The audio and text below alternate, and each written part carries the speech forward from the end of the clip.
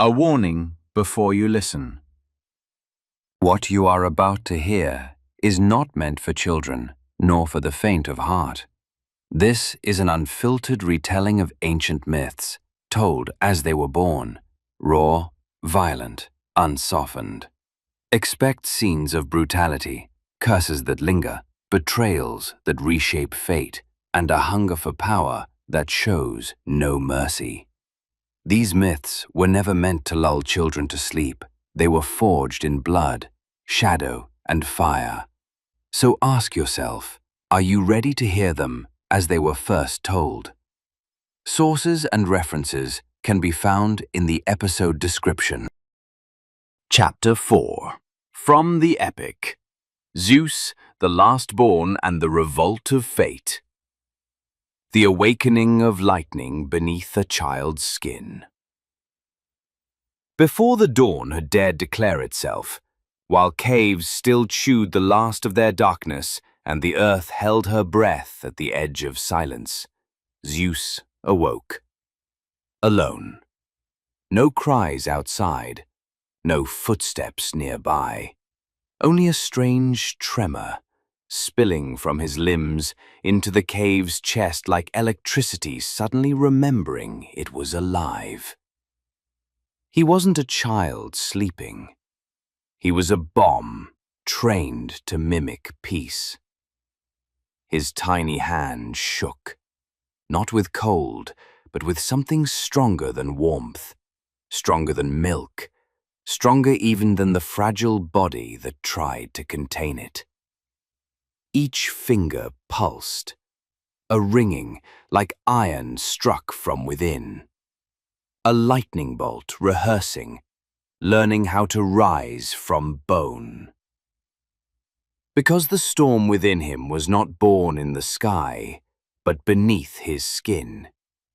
He didn't understand it, but he felt the shift. The air was changing. The wind, once passing gently, now slowed near him, bowing, almost afraid. Amalthea, the she-goat who had nursed him from nature's breast, paused near him. She stared as a mother might stare at a child she suddenly no longer recognizes. She saw something in him, not yet created. And she bent down, not in devotion, but in warning. Even the walls fell silent. Even the birds came down from their nests, perching on his shoulders, unmoving. And from between the trees, a limping wolf emerged. It didn't growl, it didn't flee. It crept toward him, stood by his feet, as if it had found in him something it never found in a pack. A homeland fit for wounds. Zeus watched, as the world around him began to shift, but inside him something darker stirred, like venom creeping through a vein. It wasn't joy. It was raw sensation, like a wound still waiting to be opened. He didn't know who he was, but he knew he wasn't like them, not like the Kurites, not like the beasts. Not even like the faint echoes of his mother, whispering to him in secret from afar. He was something unnamed, a collision of will and mystery.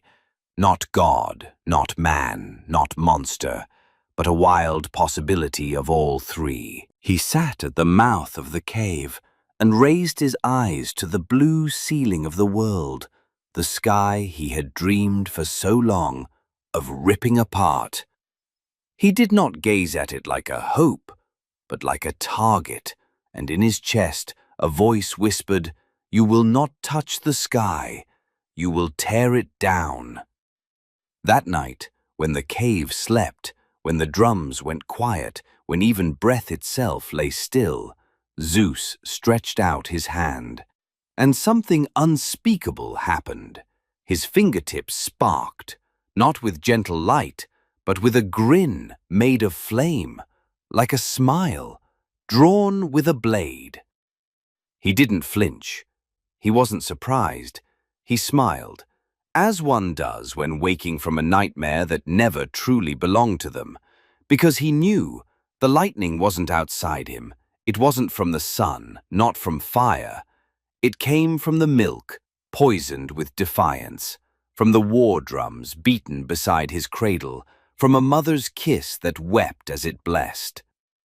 The lightning had formed, not as power, but as awareness, a realization that this small, silent body had been written not to serve, not to bow, but to ignite, to destroy, to birth a world that would resemble no other.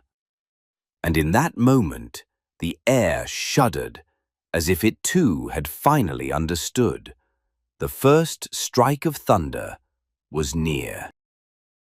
This chapter of the epic has come to an end, but remember, what you've just heard is not a record of facts, but the echo of a myth, a story born from the imagination of the ancients, etched into the long memory of humankind.